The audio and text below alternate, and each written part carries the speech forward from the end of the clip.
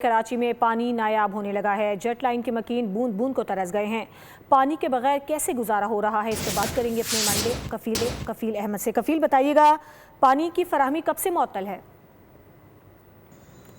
के शहरी आज भी जो है वो बुनियादी जो सहूलियात हैं उनकी अदम फराहमी से मुश्किलात, बल्कि उनकी ज़िंदगी बहुत ज़्यादा नामुकम्मल है।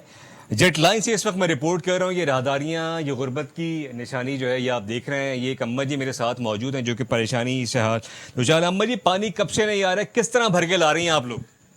बेटा 2 3 4 वो ले आते हैं डोल बोल, तो उससे अपना गुजारा कर लेते हैं।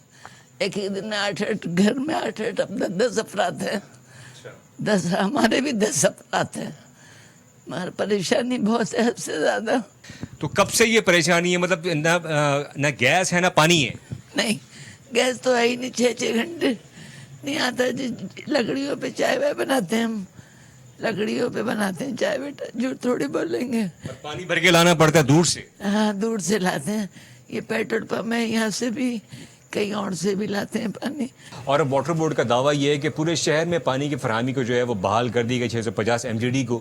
अभी भी शहर के मुख्तलिफ इलाकों में अगर हम बात कर लें, जैसे हम जेट लाइन में मौजूद हैं, लंजरी कुछ इलाके ऐसे हैं, उसके अलावा जमशेद रोड के इलाके ऐसे हैं, जहांगीर रोड के इलाके ऐसे कि जहाँ पानी की फरहमी मुतासर है। और शहरियों का यही कहना है कि इस गर्मी की शिद्दत में पानी की फरहमी को जारी रखा जाए। जी, सब्सक्राइब करें और बेल दबाएं ताकि कोई खबर रह न जाए।